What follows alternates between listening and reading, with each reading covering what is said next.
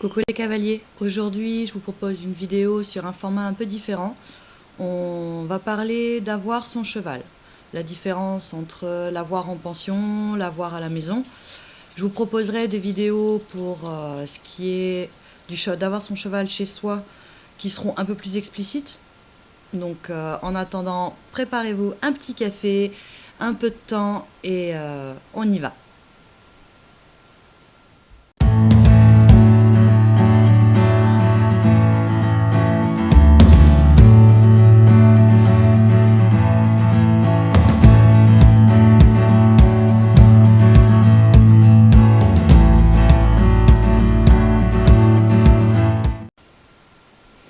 Ok, alors maintenant ça fait quand même à peu près, ça fait 2 ans que j'ai Helios, un peu plus de 2 ans.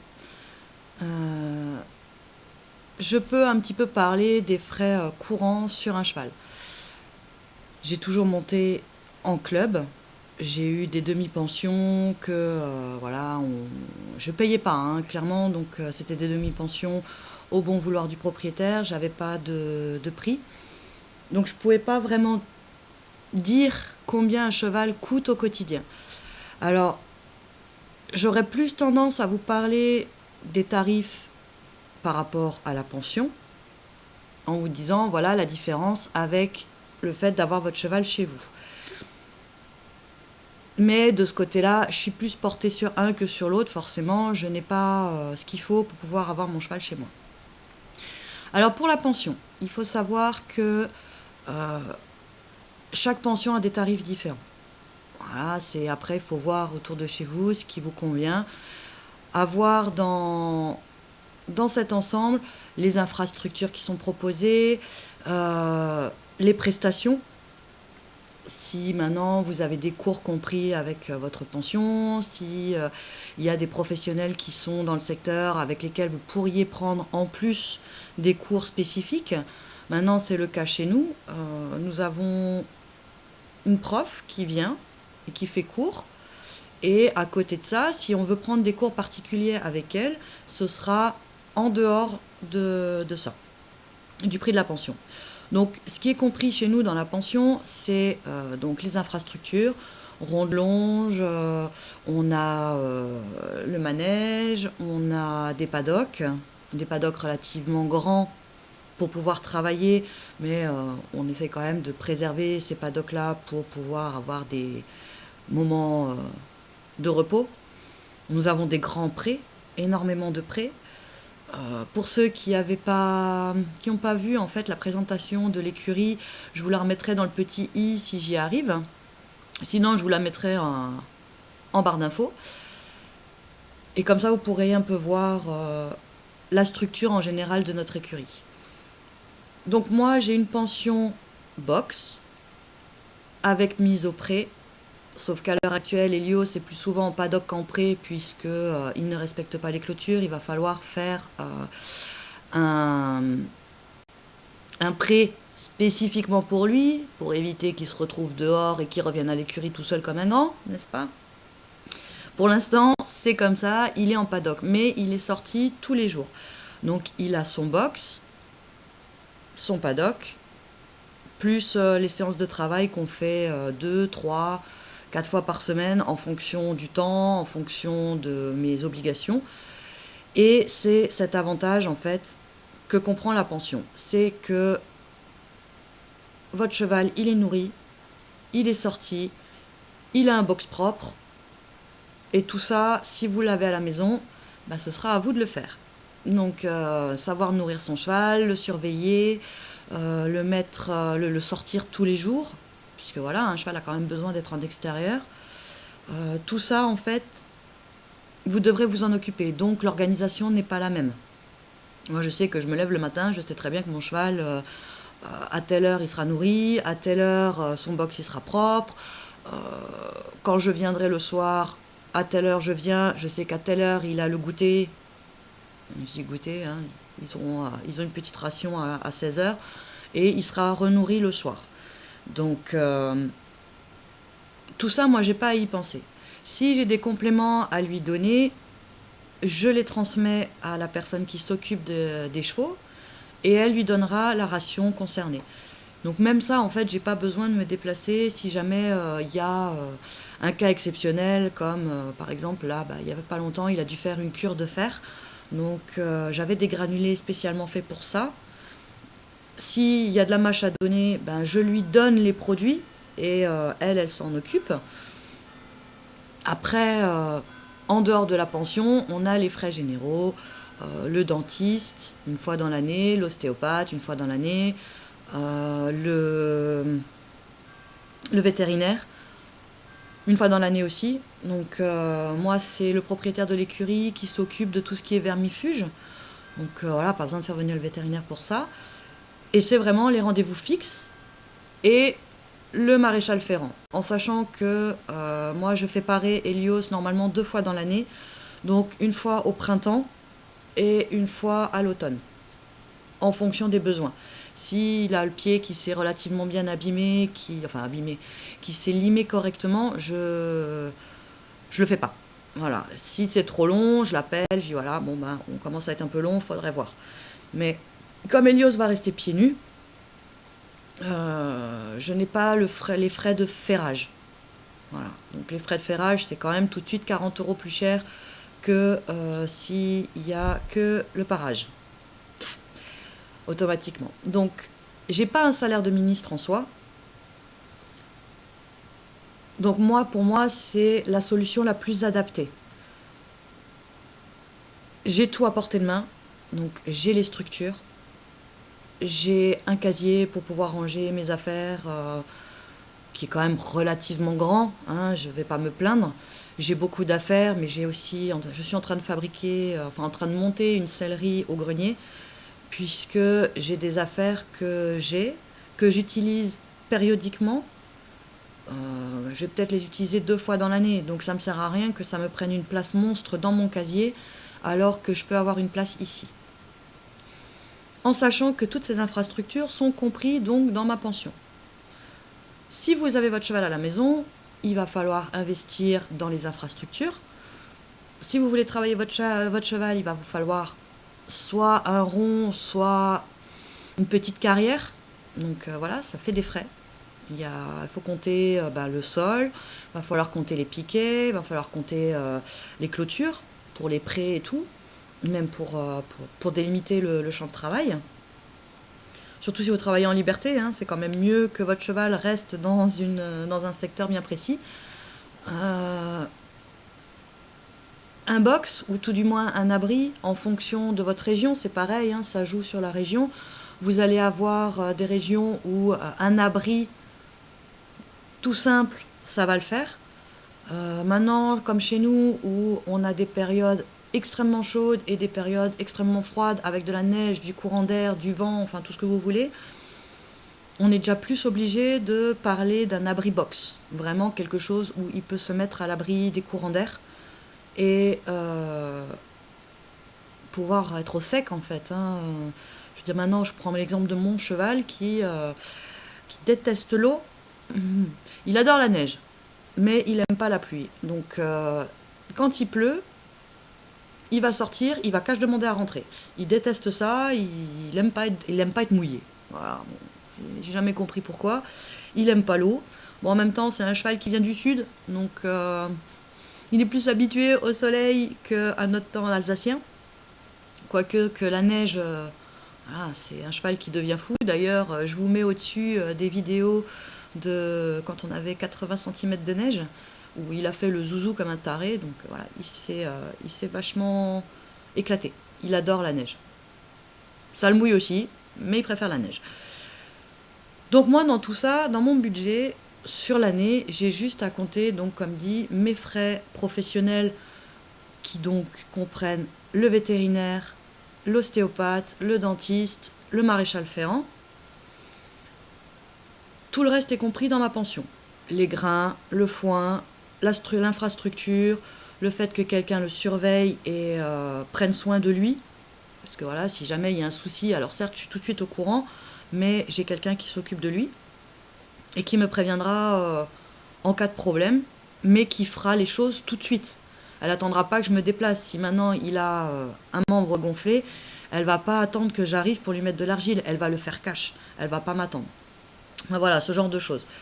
Elle soigne les petits bobos, elle fait les soins, tout ce qui concerne maintenant, comme dit, les compléments alimentaires spécifiques pour des périodes où si il a un souci, il faut lui mettre un peu de mâche ou quelque chose comme ça. Enfin voilà, elle s'occupe de tout ça.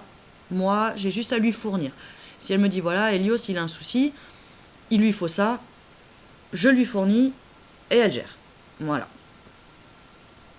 J'ai pas de problème de ce côté-là. Moi, ça m'arrange parce que j'ai un planning extrêmement chargé entre ma maison, mon fils, mon travail, même si à l'heure actuelle je suis en formation. Tout ça, en fait, me permet pas forcément d'avoir le temps de faire tout ce que elle fait à côté. Donc automatiquement, quand vous avez votre cheval chez vous, donc il vous faut les infrastructures, il vous faut le matériel qui va avec, parce que forcément, pour curer un box, il va vous falloir du matos, il va vous falloir le box, très clairement, il va vous falloir les mangeoires, il va vous falloir les abreuvoirs, enfin tout ça, ce sera des infrastructures que vous devrez mettre en place chez vous. Pour ça, c'est quand même mieux d'être propriétaire, très clairement, parce que souvent, quand on est en location, les propriétaires proposent quelque chose et puis finalement, ça leur convient pas et ils changent de trajectoire en cours de route. Ça peut arriver malheureusement. Et si vous avez un terrain en location, les infrastructures que vous voudrez mettre en place, le propriétaire du terrain ne le voudra peut-être pas forcément. Donc voilà, c'est un peu compliqué. Donc ça, il faut vraiment compter en étant propriétaire, c'est ce qu'il y a de plus simple. Quand vous êtes propriétaire de votre cheval chez vous, donc vous avez ces frais d'infrastructure à prendre en compte. Vous aurez les frais d'électricité, les frais d'eau, les frais de nourriture, tout ce qui est le foin, le grain, les frais de literie en fonction de ce que vous avez. Si vous utilisez un système d'algues comme j'ai déjà vu dans d'autres écuries, ou si vous utilisez de la paille, ou encore comme chez nous de la sciure. Mais il vous faudra aussi forcément un endroit où vous pourrez stocker ce purin, puisque finalement on fait venir des entreprises pour faire retirer tout ça, mais ils ne vont pas se déplacer toutes les semaines non plus, faut pas déconner. Donc il faut quand même un espace relativement loin de la maison, parce que voilà, c'est pas cool, pour pouvoir stocker ça, mais facile d'accès pour vous, pour éviter de vous fracasser le dos, pour pouvoir faire les box. Il vous faut une taille de terrain adéquate pour pouvoir avoir au moins un paddock pour votre cheval, en plus de son abri, et peut-être même une zone de travail en fonction de ce que vous avez besoin pour votre cheval, à moins que vous ayez un cheval de loisirs et de balade classique. Dans ce cas-là, vous prenez un pré et puis vous partez en balade quand vous en avez envie. Donc là, finalement, si vous restez dans ce terme-là, vous n'aurez pas forcément besoin d'une zone de travail spécifique. Après, l'avantage que j'ai maintenant dans ma pension et dans mon infrastructure, bien entendu, c'est que je suis entourée de professionnels, des gens qui sont dans le monde du cheval depuis toujours, voire tellement d'années qu'ils ne se rappellent plus quand est-ce qu'ils ont commencé. À la maison, vous serez seul. Vous pouvez vous entourer de professionnels, mais comme dit, ils ne seront pas forcément sur place, donc s'ils viennent, il y aura des frais. Tout ça, c'est à prévoir. Donc, ça fait quand même un budget qui est relativement lourd, j'ai envie de dire de base, rien qu'en infrastructure et en aide. Après, ça dépend de ce que vous faites exactement. Comment mange votre cheval ? Comment vit votre cheval ? Est-ce que votre terrain, il est herbu ? Est-ce que c'est un terrain sec ? Est-ce que c'est un terrain forestier ? Donc en fonction de ça, il y aura moins à manger sur un terrain qui est sec que sur un terrain comme chez nous où à partir de mars, on a des touffes d'herbe de 25 cm de haut. Vous lâchez votre cheval, il faut faire gaffe parce que forcément on a une herbe qui est très grasse en début du printemps. Mais voilà, il y a à manger dans le pré. Donc on n'est pas forcément obligé de les complémenter à côté. Ça, c'est aussi des frais à prévoir. Vous n'aurez pas forcément autant de frais de foin en étant dans une région sèche, comme toute la région du sud, que chez nous, où justement, on a des terrains verts au moins 6 mois dans l'année. En sachant que quand on arrive vers octobre, il y a de l'herbe, mais ça reste de l'herbe qui est... elle est plus aussi riche en fait.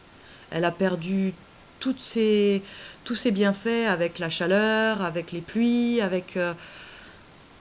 il y a de l'herbe, mais il faudra complémenter à côté puisque ce ne sera pas assez enrichissant pour le cheval. Mais maintenant, nous, pendant une période donnée au moins 3-4 mois, on peut même mettre jusqu'à fin d'été s'il n'y a pas trop de sécheresse, on n'est pas obligé de complémenter comme des tarés une petite ration de foin et ça passe. Voilà. On y est, on est tranquille. Moi, je sais qu'Hélios, quand il était dans le sud, il était nourri 3 fois par jour avec du foin et de la luzerne en été. Nous, en été, ils sont au pré, on leur ramène une botte de foin par semaine, donc ils ont de quoi faire, quoi. Ils n'ont pas à se plaindre, ils ont de quoi manger. S'il faut, on leur remonte encore en fonction des besoins. Voilà, on prend tout ça en considération, mais ça c'est pareil, c'est l'écurie qui s'en occupe. Nous, en tant que propriétaires, on regarde. Voilà. On dit, ah tiens, par contre, il y en a toujours qui râlent, clairement. Hein, il y aura toujours quelqu'un pour dire, ah oui, mais non, mon cheval il n'a pas assez à manger. Ah ouais, mon cheval il n'a pas ça. Ah ouais, mon cheval, son pré il est un peu vide. Voilà, en fonction de ce qu'ils font et de comment ils mangent, ouais, effectivement, le pré, il réduit de plus en plus, quoi, clairement. En dehors de ça, on est plus ou moins complet, j'ai envie de dire. J'ai pas envie de rentrer dans des prix fixes, parce qu'en fonction de chaque région, de chaque écurie, de chaque structure, le prix est différent. Donc moi, j'ai eu une grande chance, on a une structure extraordinaire, complète, une très très belle structure, bien complète. Donc comme dit, hein, allez voir la vidéo, vous verrez. On a juste le solarium qu'on nous a enlevé, puisque finalement, on ne l'utilise pas, hein, ça ne sert à rien de le garder. Donc celui-là, on l'a enlevé pour pouvoir faire une deuxième stalle de soins.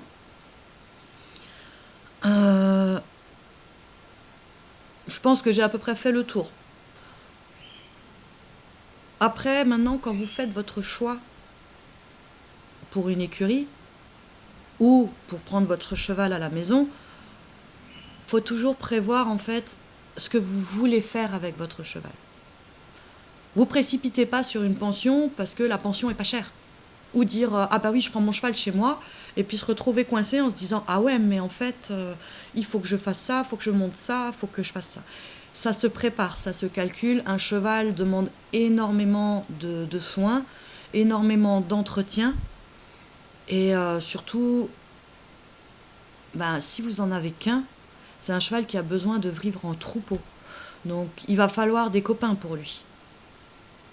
L'avoir à la maison, c'est bien, mais il faudra au moins essayer d'avoir quelqu'un qui puisse mettre son cheval avec vous, et qui partagera donc partiellement les frais de nourriture et d'entretien de pré, ou alors prendre carrément un deuxième cheval, quoi. Hein. Mais voilà, qu'il soit au moins deux, qu'il ne soit pas tout seul. L'avantage en pension, c'est que y a des troupeaux de fées, et ils sont pas tout seuls, ils ne sont jamais tout seuls. Que ce soit en box, ils ont leurs voisins, ils sont en paddock, ils ont leurs voisins, ils sont en pré, ils sont avec leurs copains, ils ne sont jamais tout seuls. Pensez bien à ça, c'est quand même un point important pour votre cheval, pour sa santé psychologique. Voilà. Donc si un cheval n'est pas bien dans sa peau, il va dépérir. S'il va dépérir, ça va créer des problèmes de santé. Et ce serait dommage d'en arriver là. Donc, pour moi, j'ai à peu près fait le tour. Hein, je ne rentrerai pas dans les tarifs, puisque comme plusieurs le disent sur Internet, et moi j'en ai fait l'expérience, les professionnels, les structures, en fonction de ce que vous achetez pour votre cheval à la maison ou quoi que ce soit, les tarifs sont différents. Donc je ne pourrais pas dire, je vous donne... voilà, mes tarifs, ce serait global. c'est pas possible. Donc après, je pourrais vous les donner, c'est pas un souci, mais ce sera pas une référence puisque chaque structure est différente. Maintenant, moi j'ai une amie, sa pension, elle la paye un peu moins cher que moi, sauf que ben elle a pas de structure réelle. Elle a pas, le grain n'est pas compris dans l'alimentation. Il y a le foin, mais il n'y a pas le grain. Moi, le grain est compris dedans. Donc voilà, je voulais pas partir sur une pension où j'ai pas les structures pour travailler. Donc, moi, mon choix s'est porté là-dessus, quitte à payer 50, 100 euros plus cher que d'autres. Moi, je sais que mon cheval, il est encadré, j'ai des structures de travail adaptées et surtout, j'ai des suivis. Voilà, j'ai des gens derrière extraordinaires qui donnent de super conseils. Euh, Si j'ai un problème, je me tourne vers eux, je leur pose la question, ben, je vais avoir ma réponse. Et c'est quelque chose qui est assez important. Enfin, moi, je pense. Donc voilà, si vous voulez que je vous fasse une vidéo un peu plus pointilleuse là-dessus, je vous le ferai volontiers. En attendant, bah, je vous mets la vidéo d'un carnet d'une cavalière dans le petit i ou dans la barre d'infos, pareil, qui, elle, vous expliquera parfaitement ce qu'il faut pour avoir son cheval à la maison. Parce que très clairement, c'est un budget, c'est une façon de gérer les choses. Elle les a à la maison, donc elle pourra vous expliquer clairement ce dont vous avez besoin et comment ça fonctionne, contrairement à moi qui n'a pas cette possibilité-là et qui donc est je suis obligée de me tourner vers une infrastructure déjà faite. En tout cas, sur ce, je vous fais plein de bisous, je vous dis à très vite dans une prochaine vidéo et ciao ciao.